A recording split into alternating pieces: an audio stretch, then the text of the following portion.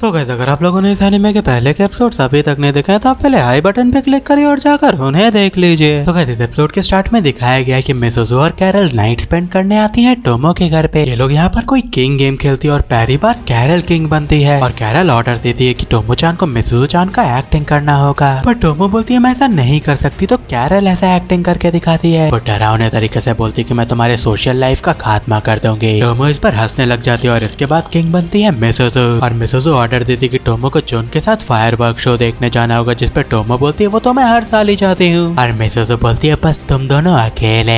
इसके बाद Tomo zone से पूछने जाती कि क्या तुम मेरे साथ फायरवर्क शो देखने चलोगे। जोन इस पे पूछता है कि वो दोनों लड़कियां भी हमारे साथ आएंगी क्या, और टोमो बोलती है नहीं इस बार बस मैं और तुम जाएंगे। तो जोन बोल देता है ठीक है हम चल सकते हैं। तो यहीं पर टोमो सोचती है कि आखिर ये एक्साइटेड क्यों नहीं है, क्योंकि नॉर्मली तो जोन यहाँ पर टोमो के कंधे पर हाथ रख के बोलता है कि मजा आएगा फायरवर्क फेस्टिवल में। इसके बाद हमें जोन को दिखाया गया और वो सोचता है कि बस मैं और तुम अकेले फायरवर्क्स फेस्टिवल में, मैं तो बहुत ज्यादा खुश हूँ। उसे याद आता है कि कैसे जोन को टोमो बोलती कि मैं तुमसे प्यार करती हूँ और फिर वो सोचता है कि उसका वो मतलब नहीं रहा होगा। इसके बाद हमें टोमो और कैरल को साथ सोते हुए दिखाया गया और टोमो सोचती है कि बहुत दिनों से जोन बहुत अजीब बिहेव कर रहा है, उस बीच पर भी वो कितना अजीब बिहेव कर रहा था मेरे साथ। वो सोचती है आज भी वो अजीब बिहेव कर रहा था, क्या ये एक समर एग्जॉस्टन है। कैरल तो नींद में ही बोलती है ऐसा नहीं है। इसके बाद हमें मिसुजो को दिखाया गया है जो कि याद करती है कि जब टोमो ने उसे जोन से प्यार करने के बारे में बताया था पहली बार, तो उसने उसे एक बहुत ही बेकार रिस्पॉन्स दिया था बिना सोचे समझे। उसने टोमो को बोला था कि तुम थोड़ी लड़की जैसी बनो और उसके बाद से टोमो ने खुद को पूरी तरीके से डेडिकेट कर दिया था एक लड़की बनने में। वो सोचती कि शायद कैरल सही बोल रही थी, मैंने गलत किया उसके साथ, पर फिर वो सोचती कि अब मैं पीछे नहीं हटूंगी क्योंकि मैं अगर जोन का यूज करते रहूंगी तो मैं और टोमो एक साथ बहुत समय बिता पाएंगे। यही बोलते बोलते वो सो जाती है और जब वो अगले दिन उठती है तो वो देखती कि वो तो टोमो के साथ सोई हुई है। इसके बाद हमें दिखाया गया कि जो जोन होता है वो रेडी हो जाता है इस फायरवर्क फेस्टिवल में जाने के लिए और उसकी मॉम तो उसे गुड लक विश करती है। जोन ये भी डिसाइड कर लेता है कि ये जो उसके दिल में धक धक हो रहा है ये क्या फीलिंग है एक्चुअल में। और हमें कैरल को भी दिखाया गया और वो जाती है मिसुजो के पास और उसे बोलती है प्लीज फायरवर्क आप मेरे साथ देखने चलिए ना। तो मिसुजो बोलती है कि मैं नहीं चलूंगी। इस पर कैरल बोलती है प्लीज चलिए ना, हमारे साथ कोचा भी आएंगे। तो मिसुजो बोलती है कि अगर कोचा भी आएंगे तो मैं बस कबाब में हड्डी बन जाऊंगी। पर कैरल भी जिद करके यहाँ पर मिसुजो को मना ही लेती है। इसके बाद टोमो जोन के पास जाती है और वो जो ड्रेस पहने रहती है वो उसे बताती कि ये मेरी मॉम ने मुझे पहनने के लिए बोला था। जोन को तो टोमो चमकती हुई दिखती है बिल्कुल एक सुंदरी जैसी। वो घबरा सा जाता है और टोमो पूछती कि तुम ठीक तो हो ना, और जोन बोलता है हाँ मैं ठीक हूँ। पर जैसे ही वो इसे फिर से देखता है वो बोलता है नहीं मैं बिल्कुल ठीक नहीं हूँ। इसके बाद ये लोग एक स्टॉल पर जाते हैं और जोन बोलता है देखो मैं फिर से इस साल आ गया। और यहीं पर ये जो वेंडर होता है वो बोलता है कि आज तुम्हारे साथ टोमो नहीं आई क्या। पर टोमो यहाँ पर नीचे झुक कर बोलती है अरे मैं आई हूँ ना, क्या तुम मुझे पहचान नहीं रहे हो। ये बंदा एक बार टोमो को बहुत ध्यान से देखता है और वो बोलता है कि सच में तुम टोमो चान हो। इस पर टोमो बोलती है तुम इतने अचंभित क्यों। और यहीं पर ये बंदा बोलता है कि मैं तो बिलीव ही नहीं कर पाई, तुम एक स्टॉल डिस्ट्रॉइंग डीमन थी और तुम अब कितनी खूबसूरत हो गई हो। ये बंदा तो टोमो के फोटो खींच लेता है और यहाँ पर सारे स्टॉल मेंबर्स को वो इसे भेज देता है। एक बंदा इसे देखकर बिलीव ही नहीं कर पाता कि ये टोमो है, पर यहीं पर टोमो और जोन आ जाते हैं। ये एक शूटिंग स्टॉल होता है और यहाँ पर टोमो सारे के सारे प्राइजेस एक बार में जीत जाती है और इस बंदे की बुरी हालत हो जाती है। वो बोलता है कि ये तो बस देखने में अलग थी पर अभी भी ये वही डीमन है। टोमो बोलती है ये मेरा सीक्रेट था, ये ट्रिपल शॉट था। उसके बाद हमें मिसुजो को कैरल और कोसुजे के साथ दिखाया गया और यहीं पर मिसुजो बोलती कि तुम दोनों ने तो बहुत कस के एक दूसरे का हाथ पकड़ा। और यहीं पर कोसुके बोलता है कि देखो मैं कैरल को छोड़ता हूँ तो क्या होता है, और यहाँ से कैरल तो गायब हो जाती है। पर वो झट से जाता है और कैरल को लेकर वापस आता है और वो बोलता है पर मैं इसे जल्दी से खोज भी लेता हूँ। यहीं पर कैरल एक स्टॉल में कुछ मास्क दिखाती है और यहाँ पर वो बोलती कि देखो ये को चान है, ये टोमो चान है और ये मिसुजो चान है। मिसुजो बोलती है मैं तुमसे बहुत कुछ आ जाऊंगी। इसके बाद हमें दिखाया गया कि टोमो-चा जोन-चा को कुछ दिखाना चाहती है पर यहीं पर वो किसी गलत बंदे के कंधे पर हाथ रख देती है और ये बंदा बोलता है कि जोन कौन है, तुम्हारा बॉयफ्रेंड है क्या। और टोमो बोलती है मेरा कोई बॉयफ्रेंड नहीं है। तो ये बंदे बोलते हैं चलो मेरे साथ कोने में, मैं तुम्हें जन्नत दिखाता हूँ। पर यहीं पर जोन आता है और वो टोमो को यहाँ से खींच कर ले जाता है। टोमो यहाँ पर जोन का शुक्रिया अदा करती है पर जोन बोलता है कि इसकी कोई जरूरत नहीं है, मैं जानता था कि तुम अकेले भी इसे हैंडल कर लेती। यहीं पर टोमो एक मुक्का मारती है जोन को और वो बोलती कि क्या तुम मर जाओगे अगर मैं तुम्हें थैंक यू बोल दूंगी तो एक बार। वो बोलती कि मैं जानती हूँ कि मैं ताकतवर हूँ पर कुछ चीजें हैं जो मैं नहीं कर पाती। इस पे जोन टोमो से माफी मांगता है और टोमो बोलती है अब मेरा थैंक यू सुनो तो मैं तुम्हारा बहुत ज्यादा शुक्रिया अदा करती हूँ। और वो बड़े क्यूटली बोलती है कि मैं बहुत खुश थी कि तुम मेरे साथ थे।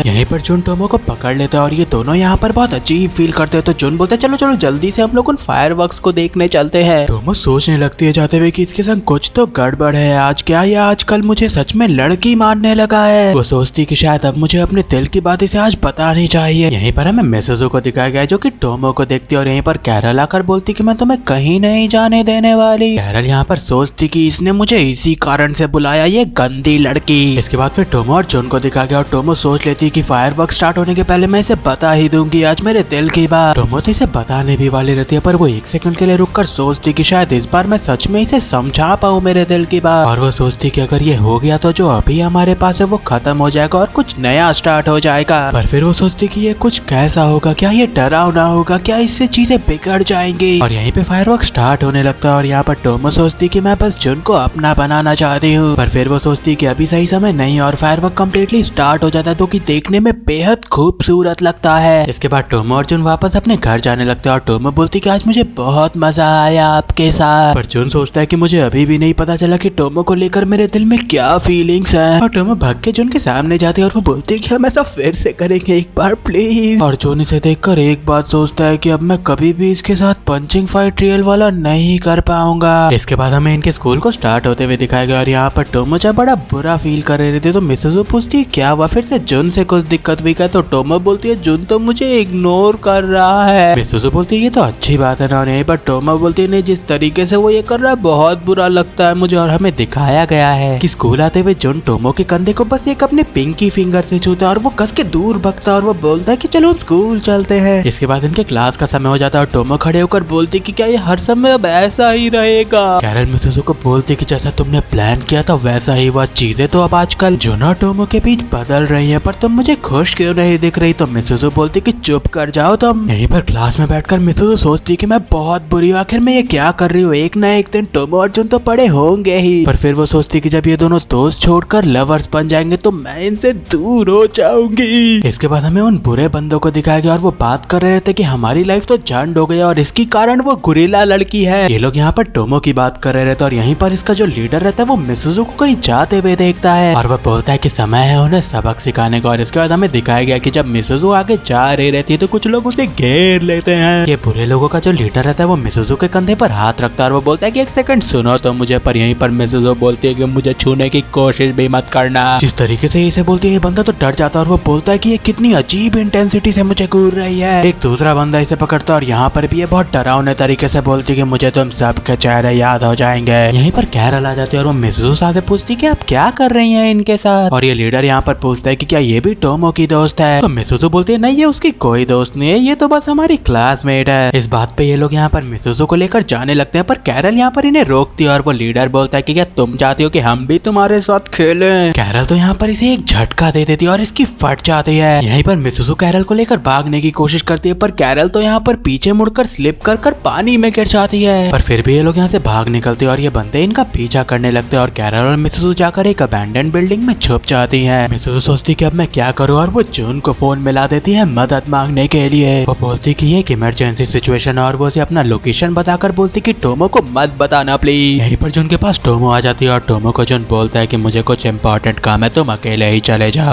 पर टोमो जुन को रोकती है और वो बोलती कि तुम्हारे चेहरे से खून की प्यास छलक रही है, तुम कहाँ जा रहे हो ऐसे। जुन जो होता है वो टोमो को भी ये बात बता देता है और यहीं पर जो कोसुके सा होता है वो इनकी बात सुन लेता है और वो सोचता है कि कैरल के साथ उन लोगों ने क्या कर दिया। इसके बाद हमें मिसुजू और कैरल को दिखाया गया और मिसुजू बोलती कि अगर तुम गुस्सा हो तो ये जान लो कि तुम जो जमीन पे गिरी थी उसमें मेरी कोई गलती नहीं थी। तो कैरल बोलती है कि मुझे उन लोगों से बात नहीं करना है जिन्हें मुझसे कोई मतलब नहीं है। इस पे मिसुजू बोलती है अरे पगली यार, मुझे लगा था कि तुम इन्वॉल्व हो गई तो चीजें ज्यादा बुरी हो जाएंगी। अरे तुम मेरी दोस्त हो, मुझे तुम्हारी चिंता थी। और कैरल इस बात का फायदा उठाकर मिसुजू को हक करने की कोशिश करते हैं मगर मिसुजू उसे रोक देती है। तो कैरल बोलती है मुझे लगा इस बार तो मुझे मौका मिल ही जाएगा। पर यहीं पर ये बुरा बंदा आ जाता है और वो बोलता है कि मैंने तुम्हें खोज लिया, मैं तो तुम्हें बहुत देर से खोज रहा था। और यहाँ पर टोमो इसके पीछे आ जाते और वो बोलती कि मैं भी बहुत देर से तुमसे मिलना चाहती थी। वो इसे यहाँ पर से घसीट कर ले जाती है और कैरल बोलती कि फाइनली टोमो चान ने हमें खोज लिया। इसके बाद हमें जुन को इन बाकियों से लड़ते हुए दिखाया गया और जुन तो यहाँ पर एक बंदे को मार के बेहोश भी कर देता है। तो बाकी बंदे कोशिश करते हैं जुन पर हमला करने की। तो टोमो चिल्लाती कि जुन तुम उन्हें छुओगे भी नहीं, ये सारे मेरे शिकार हैं। यहीं पर कोसुकी साहब ही इन्हें देखता और वो सोचता है कि इन लोगों को तो मैं इन दोनों पर ही छोड़ता हूँ, मैं जाकर कैरल को खोजता हूँ। पर वो जाकर देखता तो जो कैरल होती है वो अपने कपड़े बदल रही रहती है। कैरल बोलते हैं यहाँ पर तो कोसुकी सेनपाई भी आ गए। इसके बाद बस वो लास्ट बंदा बचता है और यहाँ पर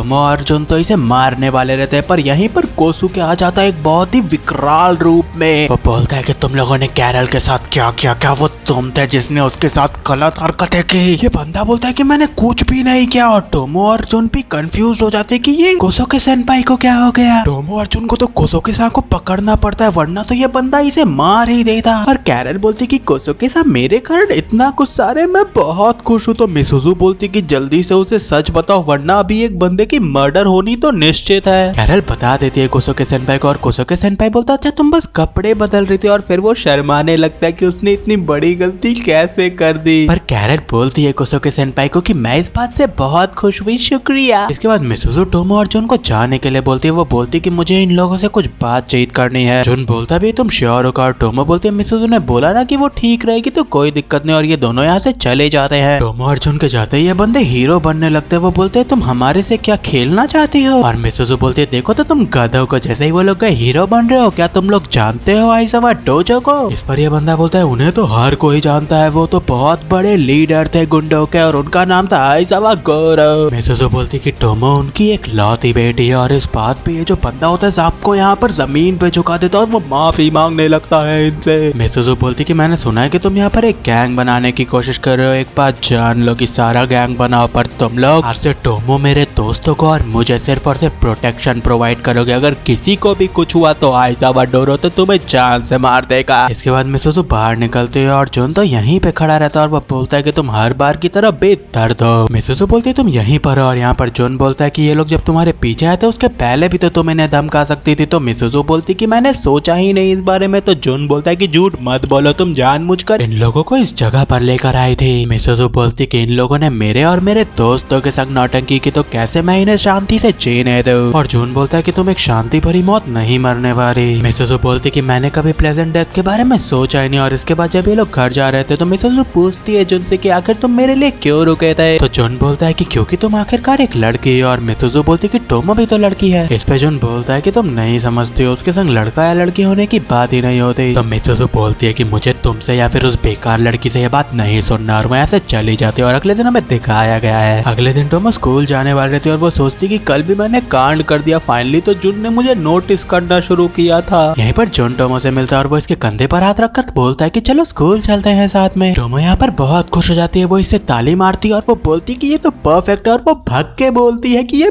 परफेक्ट था। और गाइस खत्म तो एपिसोड यहीं पर होता है। तो गाइस अगली बार तक के लिए सायोनारा।